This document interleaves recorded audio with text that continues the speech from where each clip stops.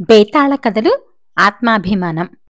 పట్టువదలని విక్రమార్కుడు చెట్టు వద్దకు తిరిగి వెళ్లి చెట్టుపై నుంచి శవాన్ని దించి భుజాన వేసుకొని ఎప్పటిలాగే మౌనంగా శ్మశానంకేసి నడవసాగాడు. అప్పుడు శవంలోని బేతాళుడు, రాజా, పట్టుదలతో అర్ధరాత్రి వేళ ఈ శ్మశానంలో తిరుగుతూ నువ్వు సాధించదలచిందేమైనా ముందు దాన్ని గురించి క్షుణ్ణంగా ఆలోచించటం మేలు. అలా కానప్పుడు ఆవేశ కావేశాలకు లొంగి వచ్చిన అమూల్యావకాశాన్ని చేజార్చటం జరుగుతుంది. ఇందుకు ఉదాహరణగా వంశీకృష్ణ అనే ఒక అమాయక యువకుడి కథ చెబుతాను, శ్రమ తెలియకుండా విను అంటూ ఇలా చెప్పసాగాడు. పూర్వం చంద్రశిలా నగర యువరాణి దేవదత్త ఒకనాడు చెలికత్తెలతో కలిసి రథంలో వనవిహారం బయలుదేరింది. రథం కాసేపటికి అడవిలో ప్రవేశించింది. ఆమె రకరకాల పక్షుల కిలకిలారావాలు వింటూ పరవశించిపోసాగింది. ఇంతలో దాపుల నుంచి ఎంతో మధురమైన మురళీగానం ఆమె చెవులకు సోకి ఆశ్చర్యంతో పాటు తన్మయత్వం కలిగించింది. వెంటనే ఆమె రథం దిగి తన చెలికెత్తెలతో పాటు మురళీగానం వినవస్తున్న దిశకేసి గబగబా వెళ్ళింది. ఒక మర్రిచెట్టు కింద 25 ఏళ్ల యువకుడొకడు కళ్ళు మూసుకుని లోకాన్ని మరచి మురళి వాయిస్తున్నాడు. కొద్ది దూరంలో కొన్ని ఆవులు పచ్చిక మేస్తున్నాయి. యువరాణి తన చెలికెత్తెలతో కలిసి నిశ్శబ్దంగా ఆ యువకుడి వెనకకు వెళ్ళింది. కొద్దిసేపటికి యువకుడు మురళిని వాయించటం మాని పక్కన పెట్టాడు. ఆ సమయంలో యువరాణి అభినందనపూర్వకంగా చప్పట్లు కొట్టింది. అప్పుడా యువకుడు ఉలిక్కిపడి తల తిప్పి చూసి కంగారు పడ్డాడు. అది చూసి యువరాణి చిన్నగా నవ్వుకున్నది. తర్వాత ఆమె యువకుడితో, నీ మురళీగానం నాకెంతో నచ్చింది. ఇంతకు నీ పేరేమిటి అని అడిగింది. నా పేరు వంశీకృష్ణ. ఈ అడవి అంచున ఉన్న పల్లెటూరు మాది. అడవుల్ని మేపేందుకు రోజూ అడవికి వస్తూ ఉంటాను అని బంగారు బొమ్మలా ఉన్న దేవదత్తను రెప్పవేయకుండా చూస్తూ జవాబిచ్చాడు వాడు. యువరాణి కాసేపు మౌనంగా ఉండి, చూడు వంశీకృష్ణ, నేనీ దేశపు యువరాణిని. నీ మురళీగానం అద్భుతంగా ఉన్నది. నీకు అభ్యంతరం లేకపోతే కోటకురా, నీకు సకల సదుపాయాలు ఏర్పాటు చేసి మంచి జీతం ఇస్తాను. నువ్వు చెయ్యవలసిందల్లా నీ మురళీగానంతో ప్రతిరోజు మమ్మల్ని ఆనందపరచటం. తొందరలేదు, బాగా ఆలోచించుకుని ఒక నిర్ణయానికి రా. నా తృప్తి కోసం దీన్ని తీసుకో అంటూ మెళ్ళోని వజ్రాల హారాన్ని వాడికి కానుకగా ఇచ్చింది. ఆసరికి సూర్యాస్త సమయం కాబోతున్నది. వంశీకృష్ణ ఆవులను అదిలించి తన గ్రామంకేసి మళ్లించాడు. దేవదత్త కూడా చెలికత్తెలతో కలిసి రథం ఆపిన చోటుకు బయలుదేరింది. వంశీకృష్ణకు ఆ రాత్రి నిద్ర పట్టలేదు. వాడి ఆలోచనలన్నీ యువరాణి చుట్టూ తిరగసాగాయి. రాత్రంతా ఆలోచించేవాడు చివరకు పల్లె వదిలి రాజుగారి కోటకు వెళ్లటానికే నిశ్చయించుకున్నాడు. ముసలి తండ్రితో వచ్చిన వంశీకృష్ణను దేవదత్త సాదరంగా ఆహ్వానించింది. కోటలోని ఒక ప్రత్యేక మందిరాన్ని వాడి నివాసానికి గాను ఇచ్చారు. ఆ రోజు నుంచి వాడి జీవిత విధానమే మారిపోయింది. యువరాణి కోరినప్పుడు తన మురళీగానాన్ని వినిపించటమే వంశీకృష్ణ పని. నెలకు 1000 వరహాల జీతం. ఇలా ఉండగా ఒకనాడు రవిచంద్ర అనే పరదేశి ఒకడు మహారాజును దర్శించాడు. తాను మురళిని వాయించటంలో గొప్ప విద్వాంసున్నని ఆ పరదేశీ యువకుడు చెప్పుకున్నాడు. ఆ సమయంలో సభలో తన పక్కనే కూర్చొని ఉన్న దేవదత్త ఆ యువకుణ్ణి మురళి వాయించమని కోరింది. అతడు ఒక అరగంట సేపు మురళిని అద్భుతంగా వాయించాడు. సభికులు ప్రశంసాపూర్వకంగా కరతాళ ధ్వనులు చేశారు. మహారాజు అతణ్ణి విలువైన కానుకలతో సత్కరించాడు. రవిచంద్ర మురళీగానం విన్నాక వంశీకృష్ణ గానం చాలా పేలవంగా తోచింది దేవదత్తకు. శాస్త్రీయ ధోరణిలో అతడు వాయించిన తీరు సమ్మోహనంగా ఉంది ఆమెకు. ఇక ఇక్కడి నుంచి వెళ్లబోతున్న అతడితో ఆమె, నీలాంటి గొప్ప సంగీత విద్వాంసుడు ఆ ఆస్థానాన్ని అలంకరించటం మాకు గొప్ప గర్వకారణమవుతుంది అని తండ్రిని, ఇంతకు మీరేమంటారు నాన్నగారు అని అడిగింది. ఆ వెంటనే మహారాజు రవిచంద్రుణ్ణి, చూడు రవిచంద్ర, నువ్వీ రోజు నుంచి మా ఆస్థాన విద్వాంసుడివి. నెలకు 4000 వరహాల జీతం ఇష్టమేనా అని అడిగాడు. రవిచంద్రుడు పరమానందంగా అందుకు అంగీకరించాడు. ఇది జరిగాక క్రమంగా ఆస్థానంలో వంశీకృష్ణ ప్రాధాన్యత తగ్గిపోయింది. దేవదత్త ఇప్పుడు వంశీకృష్ణ మురళీగానం వినటానికి బొత్తిగా ఆసక్తి చూపటం లేదు. ఈ పరిస్థితుల్లో ఒకనాడు సూర్యశిలా నగర యువరాణి పద్మరజని తన వివాహ శుభలేఖను స్వయంగా అందచేయాలని చంద్రశిలా నగరానికి వచ్చింది. పద్మరజని దేవదత్తకు వరసకు పినతల్లి కూతురవుతుంది. కాసేపు వాళ్ళిద్దరూ చిన్ననాటి ముచ్చట్లు చెప్పుకుని నవ్వుకున్నారు. తర్వాత పద్మరజని తన చెలికత్తె చేతిలోని బంగారు పంజరాన్ని అందుకుని చిలకను బయటకు తీసి, అక్కా, ఇది కేవలం మాటలు నేర్చిన చిలకే కాదు, పాటలు కూడా పాడుతుంది అని చిలక ప్రత్యేకతను వివరించింది. చిలక కాసేపు ముద్దుగా మాట్లాడి ఒక పాట కూడా పాడింది.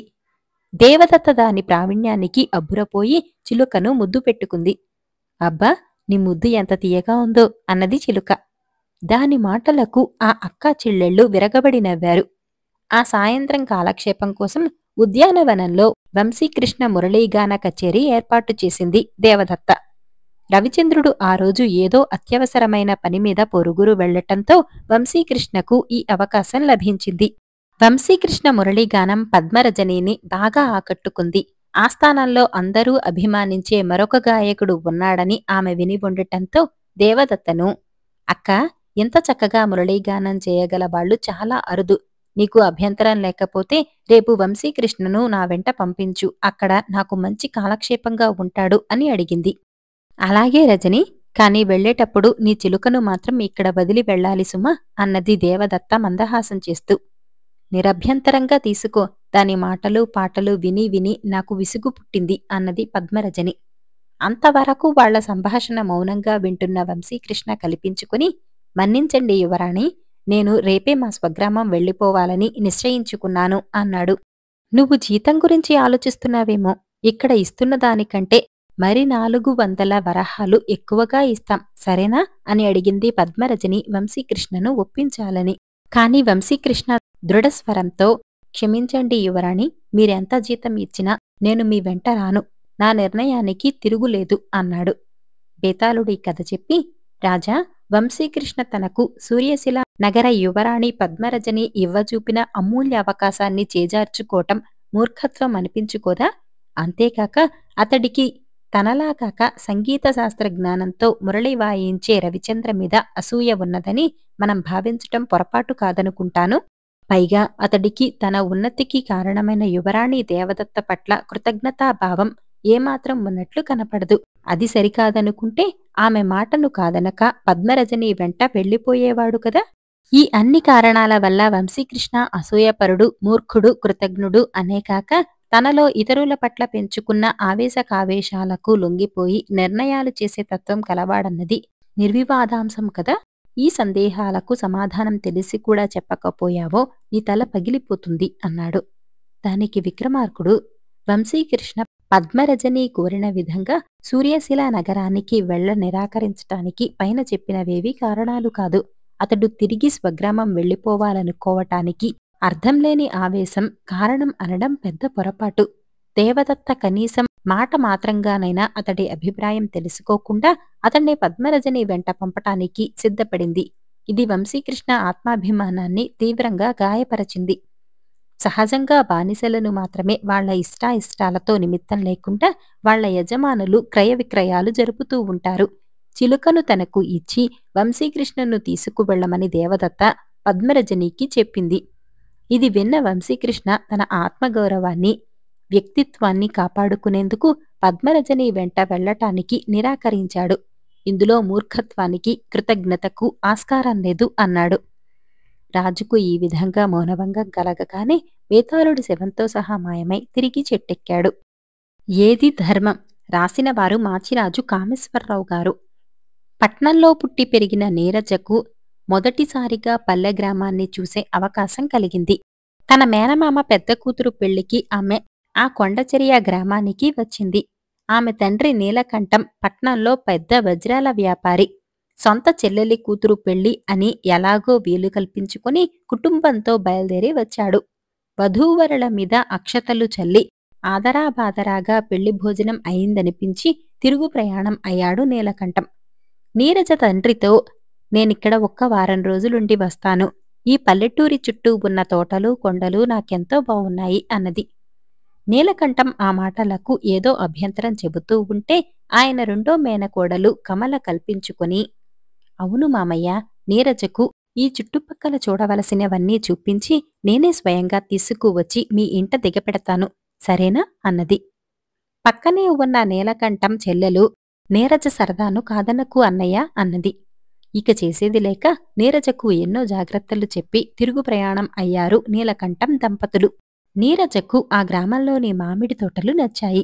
కొండమీది దేవి ఆలయం నచ్చింది. మేనమామ కూతుళ్ళు పెంచుతున్న గులాబీ తోట నచ్చింది. ముఖ్యంగా ఆ గులాబీ తోటకు దాపులనే ఉన్న కొండలపై నుంచి కనిపించే సూర్యోదయ దృశ్యం ఆమెను ఎంతగానో ఆకర్షించింది. ఆ దృశ్యం చూడటానికి ఆమె చీకటితోనే స్నానం చేసి కమలతో కలిసి గులాబీ తోటకు వెళ్లేది. ఆ రోజు ఒంట్లో నలతగా ఉండటంతో నీరజ వెంట కమల రాలేదు. నీరజ ఒంటరిగా పూలతోటలోకి వచ్చి సూర్యోదయ దృశ్యం చూసి ఇంటికేసి పోబోతున్నంతలో ఆమెకు ఒకచోట అరచేయి అంత ఉన్న తెల్ల గులాబీ పువ్వు కనిపించింది.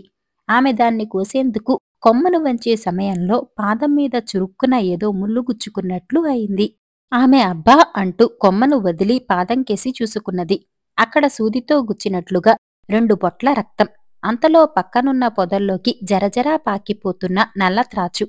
తనను పాము కాటు వేసిందని తెలియగానే నీరజ కళ్ళు తిరిగి కింద పడిపోయింది.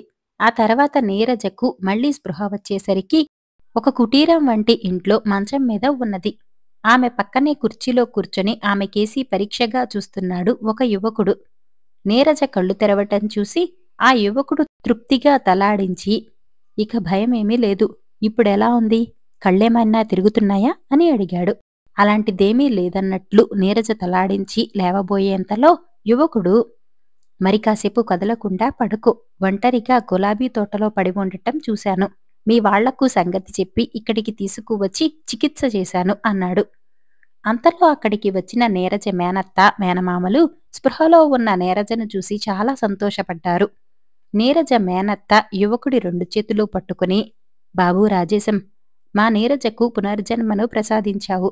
ఆ సమయంలో నువ్వా తోట వైపుకు రావటం మా అదృష్టం అన్నది.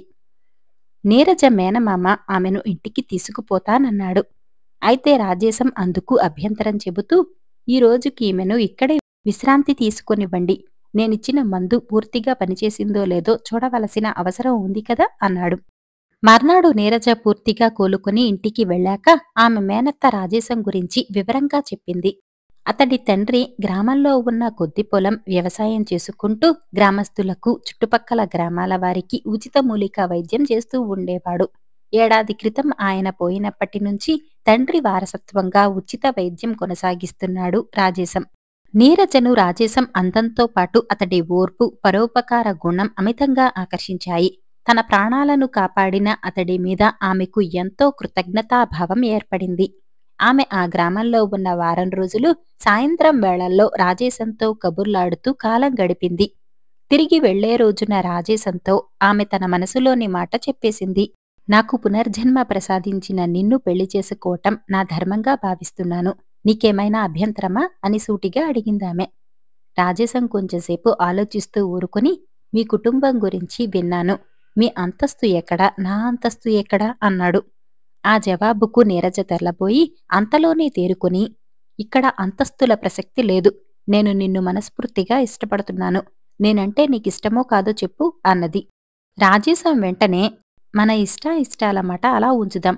ముందు మీ తల్లిదండ్రులు అంగీకరించాలి కదా అన్నాడు.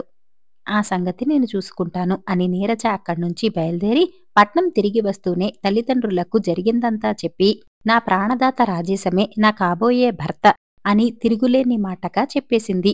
ఒకగానొక్క కూతురి ఇష్టాన్ని కాదనేంత మూర్ఖులు కాదు నీరజ తల్లిదండ్రులు.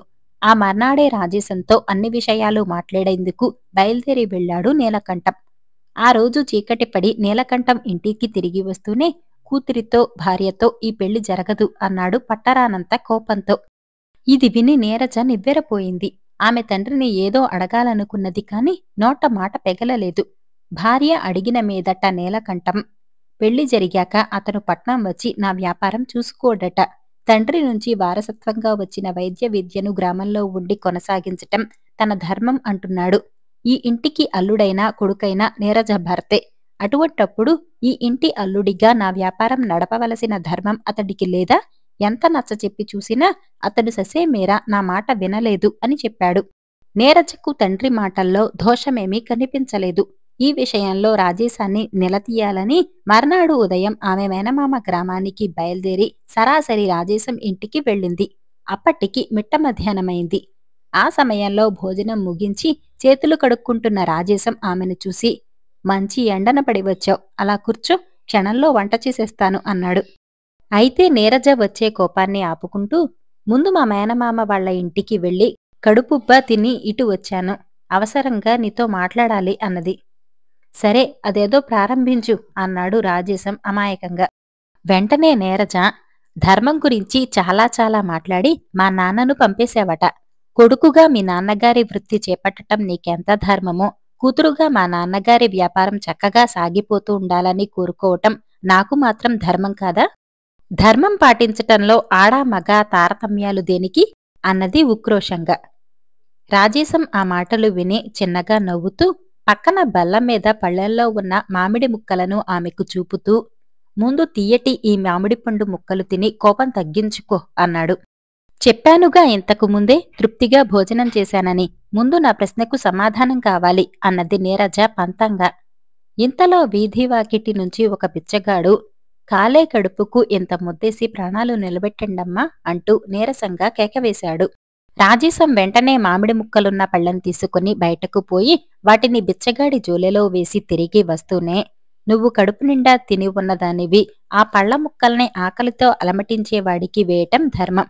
ఇక్కడ ఒక చిన్న పోలిక, అతుకుతుందో లేదో నాకు తెలియదు. పట్నంలో ఎంతోమంది వ్యాపారస్తులున్నారు. మీ నాన్నగారి వ్యాపారం మూతపడితే ఎవ్వరికీ నష్టం లేదు. ఈ పల్లె ప్రజలకు నేను ఉచిత వైద్యం మానేస్తే గ్రామానికే నష్టం. మరెవరూ ఆదాయం లేని వైద్య విద్య చేయటానికి ఈ మారుమూల పల్లెలకు రారు. స్వప్రయోజనం కోసం కాకుండా 10 మందికి మేలు చేసేదాన్ని ఆచరించటమే అసలైన ధర్మం. ఇందులో ఆడా మగ తేడా అన్న ప్రశ్నే లేదు అన్నాడు. ఆ మాటలతో నీరజకు ఏదో ఒక జీవిత సత్యం అవగతమైనట్టు తోచింది. ఆమె ఇంటి నుంచి బయటకు వెళ్లబోతున్నట్టుగా లేచి నిలబడింది. ఏమిటి, మాటా పలుకు లేకుండా వెళ్ళిపోతున్నావా అని అడిగాడు రాజేశం ఆశ్చర్యపోతూ. నీ ధర్మోపదేశం విన్నాక ఇంకా నువ్వు మా నాన్నతో చెప్పిన దాన్ని గురించి తర్కించటం మూర్ఖత్వం. ఏమైనా ఆడపెళ్లివాళ్లం కదా, ఎన్ని పనులుంటాయి మాకు అన్నది నీరజ సిగ్గుతో తల వంచుకుంటూ.